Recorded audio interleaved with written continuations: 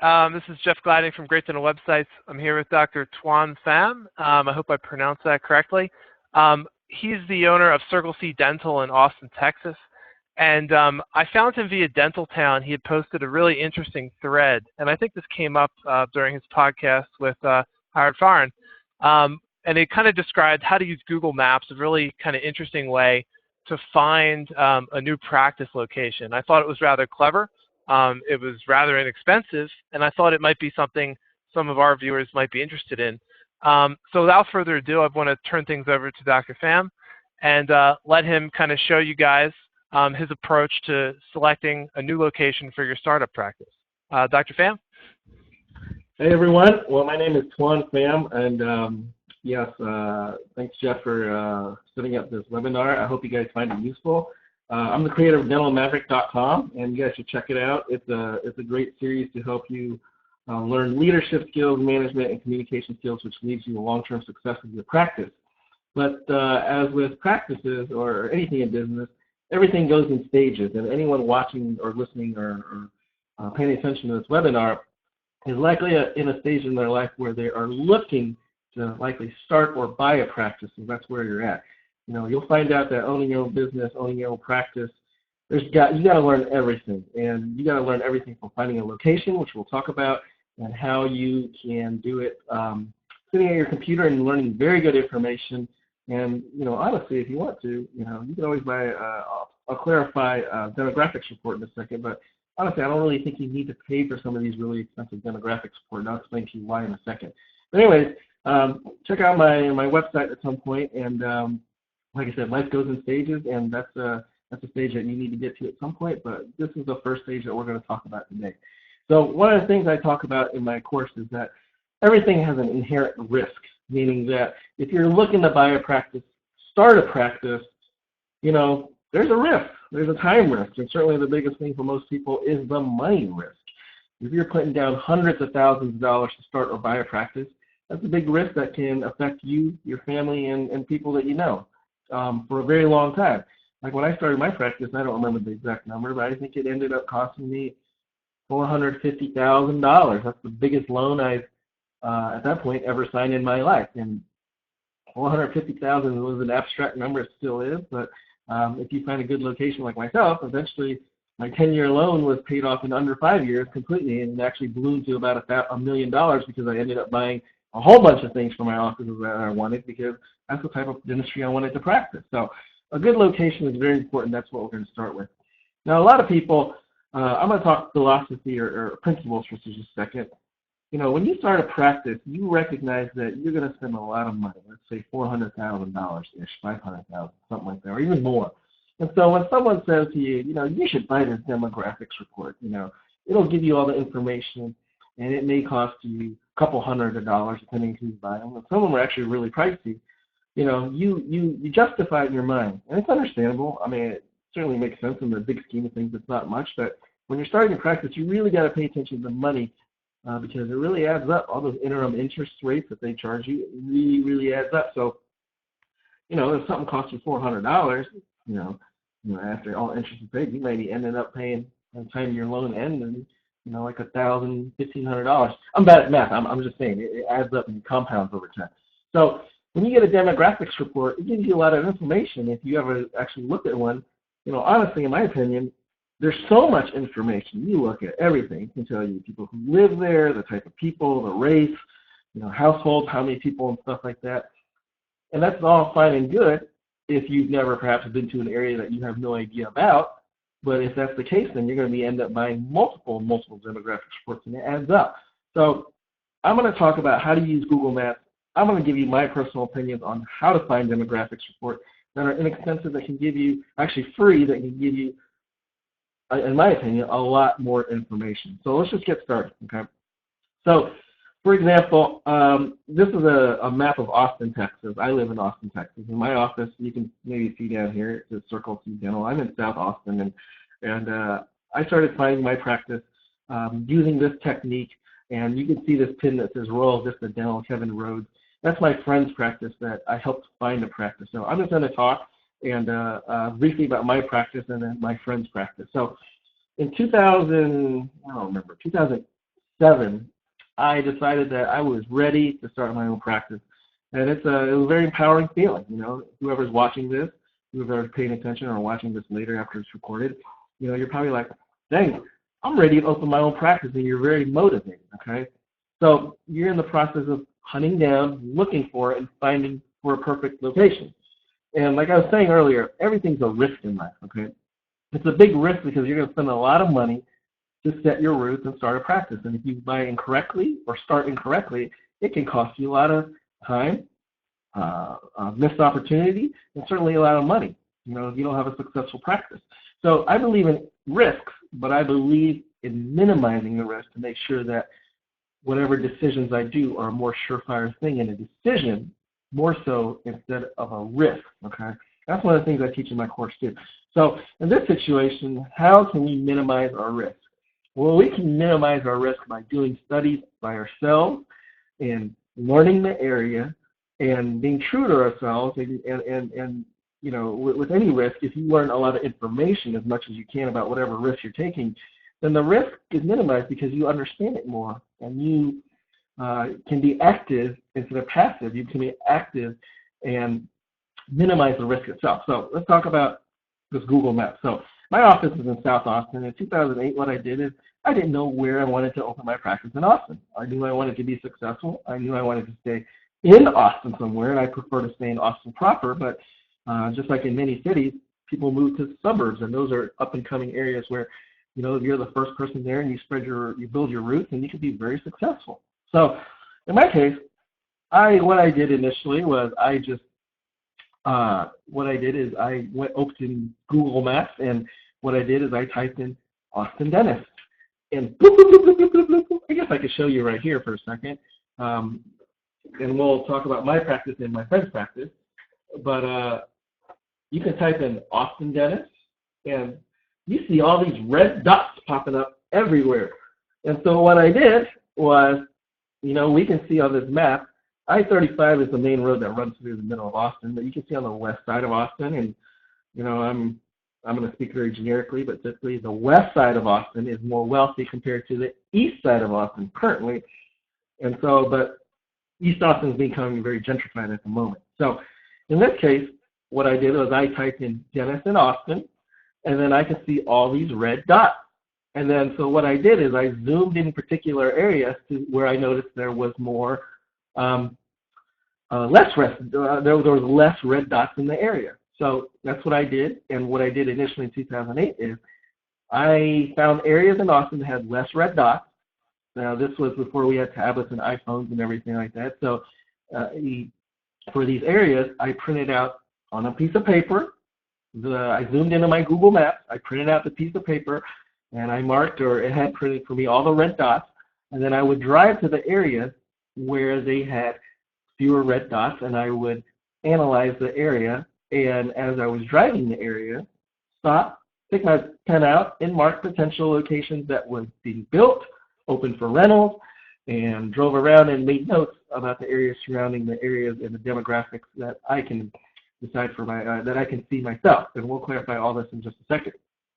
But as you can see, in Austin, there's fewer red dots on the east side of Austin because the east side of Austin is still generically more poor compared to the west side. But there are certain areas of Austin on the east side that are being rebuilt, and they are becoming very expensive. So if I were someone moving to Austin at the moment, I would take a close look at some of the gentrified areas or potentially gentrified areas in East Austin. Certainly, as we go up into North Austin or South Austin or outside of Austin, you could see there's a lot of areas that do not have dentists.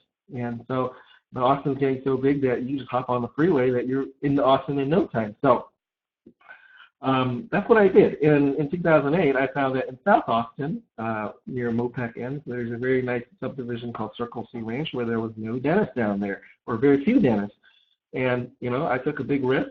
My build out there was very expensive because I had to build environmentally friendly, and I believe it cost, they told me on average it cost 30% more than a typical build out was, and so many people didn't want to build out, but I'm a smart guy. Like I said, I analyzed the situation and I minimized the risk, and I made the population density was great, and so I opened my own practice, and Within a year and a half, I was doing $1.2 million, and um, I'm the type of guy that has a vision of what I want to do, and people are like, why don't you just work harder and do more? And honestly, I don't want to. I work seeing about 4 doctor patients a day, and I do slow dentistry the way I want to, and I still do 1.2 million. That's what I want to do. I mean, I could do more, but if you have a vision in what you want, then you do whatever you want. If you want to see 50 patients a day and have this huge, ginormous office, you could do the same thing also. But I choose not to do it. I choose to, sit back and surf the internet, do work, and you will see one patient at a time, and that's the type of dentistry that I like to do. So I found an area based on my vision too, which is something you should think about, that matched my vision and the type of office that I wanted to do. So let's talk about my friend's office, which I helped him find about, I'm guessing, I don't remember, maybe 4 years ago, 3 years ago, and he ended up being a fee-for-service office in North Austin, and Round Rock, I'm sorry. And, people always say, fee-for-service is not feasible these days because there's so much saturation. And I call BS on that. I mean, there's so much we can talk about. I'm going to talk about hours. I can talk about days about everything, but keep in mind that if you have, it starts with good demographics and you find a good area, then you have the ability to create the practice that you want. And in my practice now, I'm surrounded by a bunch of TPO offices, and my friend's practice, I found him a pocket where there wasn't a dentist really around, and it was a perfect intersection of neighborhoods. And so everyone around him almost is TPO, and here he is kicking everyone's butt doing fee-for-service. So let's look up his office. And his name is Kevin Rhodes. He's an excellent dentist. He's probably one of the best dentists I know. That guy, he's one smart dude, and he can learn something on the first try and get it done. He's a very good guy. So here's his office. I'm going to zoom out a little. It's off this road on 1431, which is in Round Rock, and it is between I-35 and 183A and 183, which is a tollway that was built in Austin. So let me show you, give me a second. I might have some technical difficulties for a second, zooming in and out. But let me show you how we found this practice, okay? So he's right there. I'm going to zoom out a little. So what I did is the same thing, and I actually, myself in 2008, researched this area. And I actually drove this entire area, and I thought it was an excellent area to build back then, but there wasn't anything to build. And there were even fewer houses back in 2008, and now it blew up, so it actually ended up being a very good spot for him. So let's look up dentist, okay? And so here we go. You can do this from your own house using Google Maps or Google Earth. I like Google Earth because you can download, it's a program, and it's easier to switch back between Earth and stuff like that. And you can put little markers just easily. But let's take a look at this. So we're looking at a view of dentists in this area, okay? We're going to talk about psychology and everything in just a second. And most people don't realize, I'm going to tell you one thing about being a dentist. Being a dentist, a successful dentist, is not about clinical. Certainly, a good dentist, a very good dentist, focuses on the clinical field all the time too. But the average dentist just focuses on clinical. He doesn't think about anything else besides clinical. And they think if I build this, they will come. I learn this procedure, they will come. And that's wrong. A good dentist is one that focuses on everything besides the non-clinical also. And there's a lot of psychology in it. I always tell people, you may be the world's best dentist with the best hand skills, but if you're not a good communicator and your patients don't accept treatment, are you really a good dentist? Because their situation's gotten worse and they don't understand why they need it. So what I'm getting to is dentistry is more than just clinical psychology. And you look at demographics, it's more than just numbers, okay? You can get a paid demographic report that gives you all these numbers, but numbers, they're by someone that crunched these numbers and they printed it out for you, but you don't get the feel of the area. It's really important to understand and feel the people that live there and understand what type of population lives there, because if it doesn't match up to the style of practice that you want to grow, like for example, you want to do a high cash fee-for-service office and then you go to the poorest part of town, that's not going to work, You may have the best demographics, but if the population that lives there, and we're speaking generically, but if someone is lower income and they're on Medicaid, do you think they really care about a fee-for-service office that can do the best, cosmetics or whatever you want to do in the world? Absolutely not. So let's take a look at this. we can see, and I don't know if you can see my mouse cursor, but just look at the screen. You can see Royal Vista Dental is in the middle. Look to the left of it, west of it, you can see that there are all these other dentists popping up, all these red dots right there, okay? So, and you can look to the right of 35, all these dentists, but nothing in the middle. So in 2008, when I was researching, this 183A road, where my mouse cursor right here, was not present yet. All there was 183 going up here, and so in this other road, which is labeled here as 734, but it's Palmer Lane. It's called Palmer Lane. I drove up this Palmer Lane road, and all these red dots, these red dots around this Avery Ranch area was here. So and the reason there's a couple of dentists here, because Avery Ranch is a very nice and successful, high-income, demographic people living there. But if you go a little further north, I actually met this lady, Little Pediatric Smile. She's a nice lady too. This name is Dr. Jennifer. But up here, previously, on this Palmer Lane Road and this 1431, there were very few dentists. Okay, so back in 2008, I drove up here and I marked all these areas and I looked for myself and I was like, hey, there's no dentists up here. This would be a good area for me to build a practice. And then I was like, I marked on my little paper map, and we're more fancy now, so you can use your tablet or iPhone, drop a pin and Google Earth or whatever you want to do. But I made these notes, and the problem is it was an upcoming area, so there wasn't much opportunity for me to start a practice or build a practice in that area because the land wasn't developed and or there wasn't already shelves that was ready for rent. There was one at the corner of this Palmer Lane in 1431, but it was behind like a discount tire or something like that was hidden back there. And one thing that you should realize is eyeballs is everything. You want people to see your practice easily. You want to put the biggest sign that the landlord or the city will let you, because visibility is everything. That's one of your biggest marketing points is how many people can actually see your office and drive by it. So, I found this area and it looks very promising, but the build out, the availability to start an office was not there yet. And then concurrently, I found the practice down in South Austin where my office is, and there was a beautiful shopping center already built out, and one company went bankrupt, so I was like, that's it. This is my spot. And so I chose South Austin over North Austin for that reason. But if I wasn't, this probably would have been where I built my office. So a couple of years later, I don't know, like I told you, maybe in 2011 or something, my friend Kevin wanted to open a practice. So we did the same thing. I told you about East Austin. We actually looked in East Austin. I drove with him. I was like, come up to Austin. I'll just sit in the car with you. And I printed out some stuff, and you just drive, and we'll drive all around town. So we did the same thing. In East Austin, there were some nice pockets of areas where there are some very gentrified areas coming up, and there were no dentists. And I bet you there are now. But that was a prospective spot. But one thing is, and for those that don't own practices, you may not realize this yet, but when you have gentrified areas, it depends on who lives there. Personally, if the demographic is someone in their mid-30s or younger without families, those people want to be hip and cool, and they're not responsible enough yet to think about their teeth. They think they're invincible. I don't like seeing mid-30s or younger than mid-30s people or in their 20s because they may be up and coming and have a new job and start making some money, but the teeth is the last thing they think about. And so that's not the type of people that I look for the type of practice I want, which is a family general practice.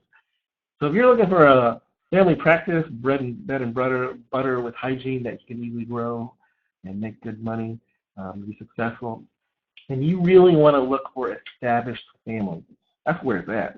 Tell you what, you get the mom in, mom likes you, mom brings in the whole family and drags husband in. And then mom tells everyone. And you keep getting all the, as long as you're doing well and you're doing good and you treat them well and you get good service and they like the results, it keeps growing. So you want to find family. Family, I love family. Anyway. And they're responsible people. I mean, they got kids and they think about the well-being of their kids and themselves and the whole 9 yards. So anyways, look at this map again. We see Royal Vista Dental. Look at this. It's smack in the middle. between two major freeways, major roads, and we're going to zoom in a little more here, but you can see, whoa, this, first of all, this other DDS here was not here before. And his is, look at this, you can see this is, he might be here, well, actually it looks like he's kind of a little in, so his visibility is probably a little less than this. But in any case, look at this, we're surrounded by neighborhoods, okay?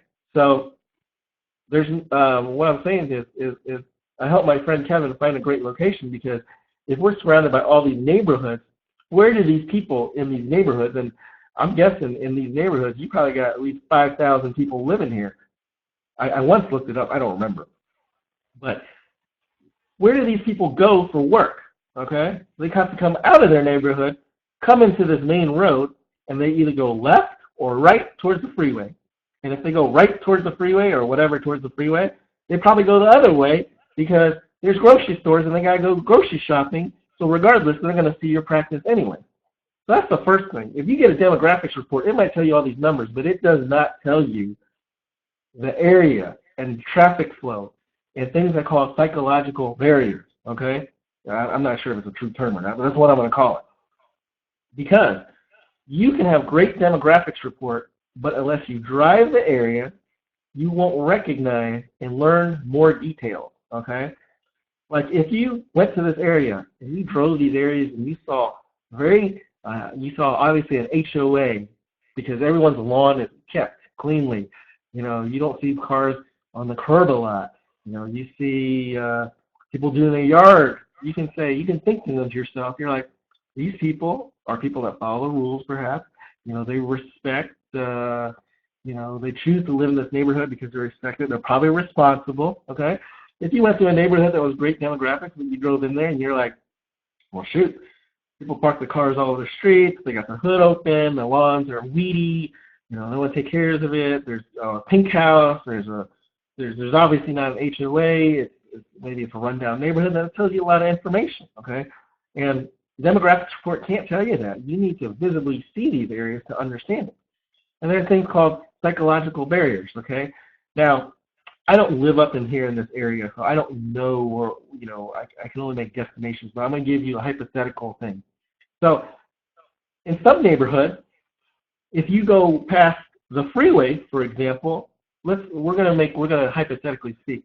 Let's say right of this road right here is the wealthy part of town, and left of this road is where it starts tapering off.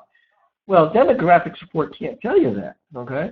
But if you drove the area to this road and you pass this freeway or this road, you might see that there's a more less wealthy area, and people that are on that side, generically speaking, have different qualities and desires, perhaps, or what they're willing to spend versus people on another side of the neighborhood.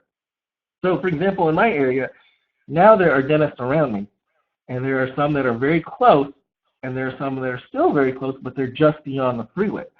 And unless you live in this area, if you live in the area, that's like a psychological barrier. You don't like to go past this freeway onto the other side for some reason. You just don't want to. I don't want to drive past the side. I don't know why. I would drive on that side unless I need to go to another road that is up all the way down the road over there. So it's very funny. Even though someone might be close to me, I'm going to tell you, a lot of people in my neighborhood don't want to go to the other side because they just make this assumption that it's more on the less wealthy side of town. And so we're humans. We make shortcuts in our mind and we make stereotypes. Let's not lie. If someone tells you they don't, then they're lying. But your mind makes a quick decision. Well, if it's on that side, it's probably not as nice as this side. So I'm going to go on stuff on this side. So a demographics report cannot tell you that. And so I don't care what people say. There's nothing like visiting the area. So we drove up here, going back to this. You can look at this. You can see Kevin Rose's DDS right smack in the middle of a neighborhood between two major freeways. And so that means this is prime location. And so if you drove this area also, I don't know what it is now, but at least 5 years ago, you would see that on this main road, 1431, there was a very few opportunities for someone to build or buy a practice or build a business. So we found this one location right here, right on the road. You can put a big sign, people drive by it all day. that was having a spot for sale. And once I got up there with my friend, I'm like, that's it. This is it. You're between two major roads and neighborhood. So there's a cool feature of Google Maps if you've never noticed. You can click this Google Earth, and I don't know how long it'll take for you to show up on your screen. When it appears. Did it show up? Usually, not yet. Usually you're a few seconds behind your voice. So I won't Still move my not screen. here. Okay. I know it works because we tried it last time. Because this has to load a lot of graphics, so it's probably taking time to send it to you. But anyways, if you click the map, the Earth image, you get a satellite view of the area.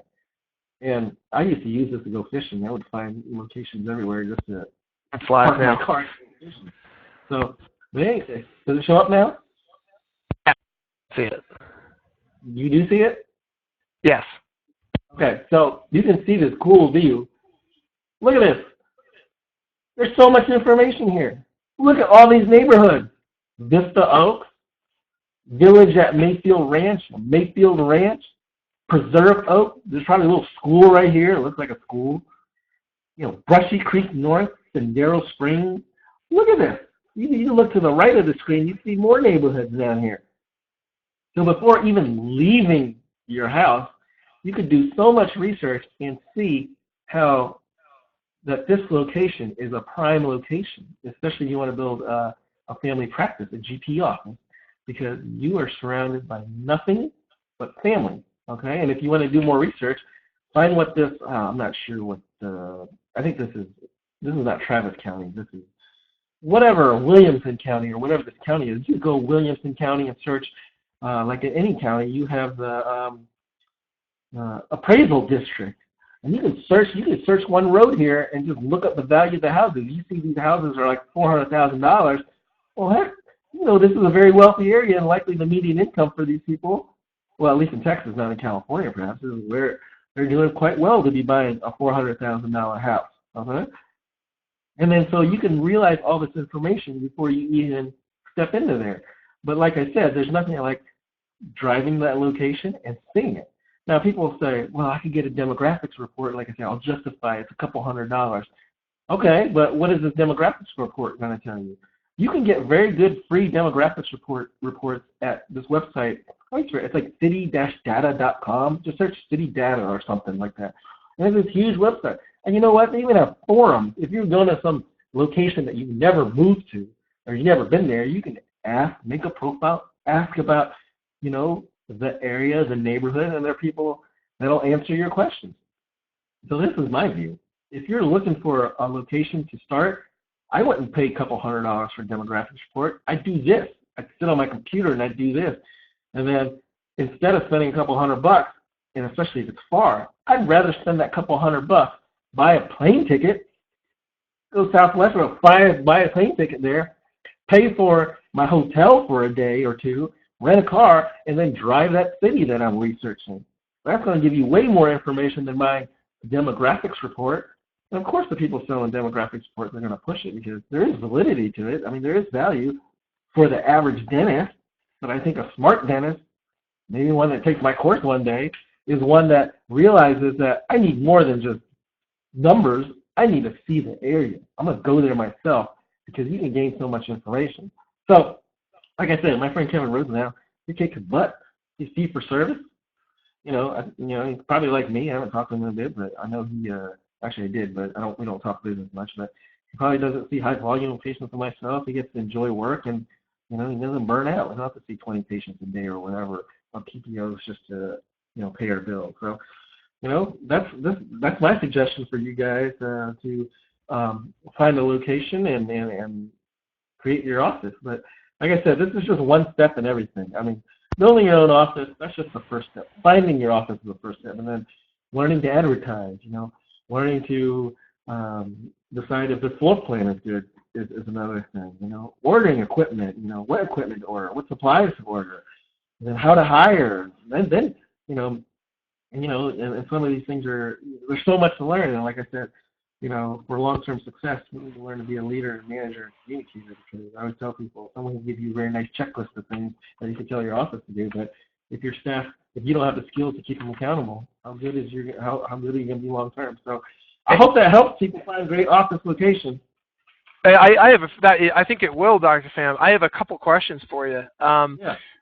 Are there any other tools that people could use to find an office? One of the things that kind of occurred to me as I listened to your presentation was, I mean, would it make sense to use something like Zillow to kind of figure out what's the marginal house values or the median house values in the area? Because we see a lot of neighborhoods, but what we don't know is how much the houses are worth, which would tell us a little bit about the people who live there. Sure. Or perhaps using Google Street View, since we're already in the map. I know when a long time ago when I moved to San Francisco, and I didn't know the area, I used Google Street View and would just kind of count how many BMWs or Mercedes I saw on the street as an indication of how wealthy the area was. Are there any tools like that or anything else that you'd recommend doing on top of Google Maps before you buy the plane ticket that people could use?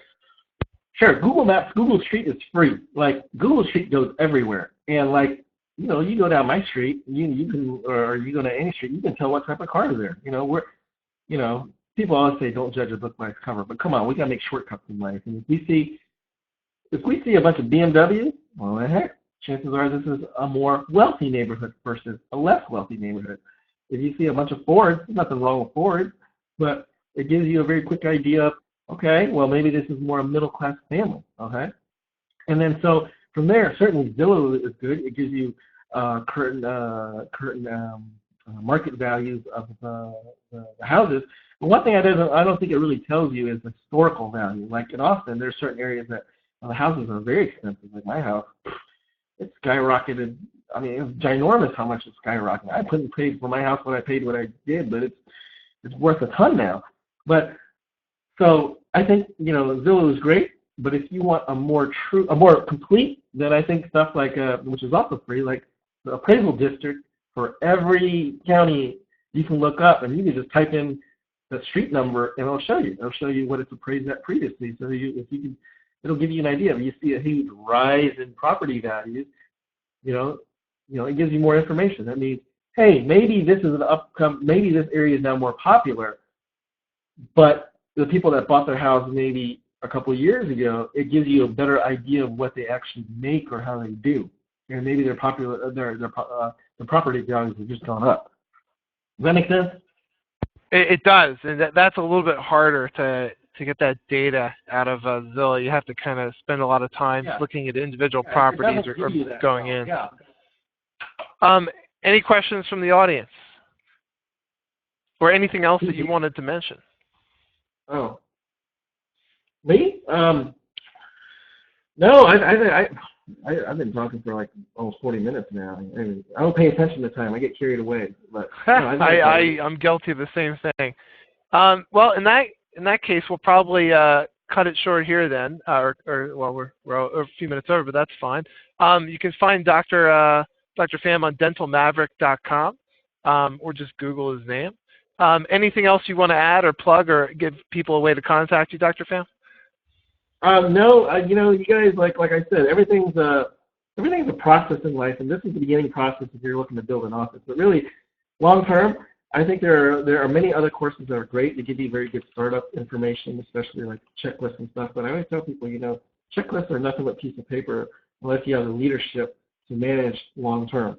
So that's one of the things that I teach. I can teach you long term success and how to get, once you get your practice up, especially to keep it going full steam for the rest of your career, and creating the vision and getting to the vision that you want. So check out my website, www.dentalmaverick.com. There's a free intro video.